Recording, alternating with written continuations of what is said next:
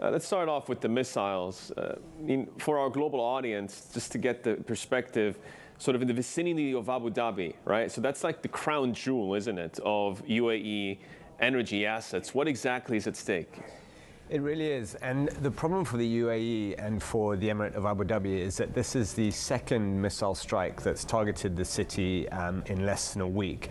And essentially, before last week's first strike that targeted the airport there in a fuel depot, the UAE had been free of attacks, and most of the attacks by the Houthis had been on Saudi Arabia.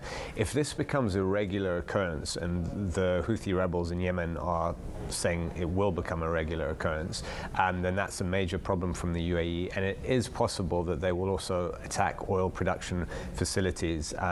If they manage to do that, and we do see a shutdown, even if it's a brief one, in the UAE, that could quite likely, roil energy markets. Are we able to quantify that in any way in terms of barrels per day or anything else downstream?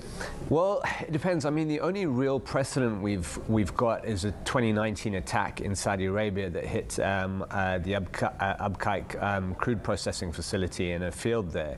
It was short-lived. The Saudis managed to get production back to normal within a few days, but it did knock out about half their production.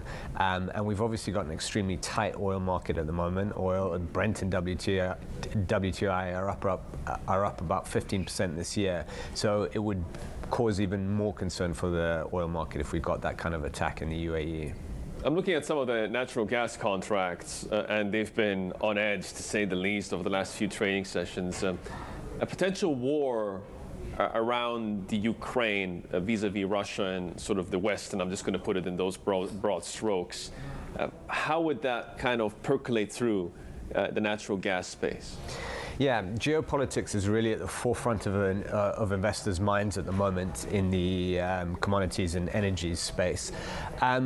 Obviously, the situation on the Russia-Ukraine border is a big concern for traders at the moment. However, even in the event that there is some kind of Russian invasion of Ukrainian soil, traders are saying it's not inevitable that we'll see gas supplies to Europe drop. If you look at recent situations such as 2014 and Russia moving into Crimea, gas supplies to Europe weren't affected all that much. So it is possible that we'll get some kind of flare-up, yet at the same time, gas supplies are still running as normal to Europe. There's no guarantee of that, of course. Yeah. So, it's a big concern.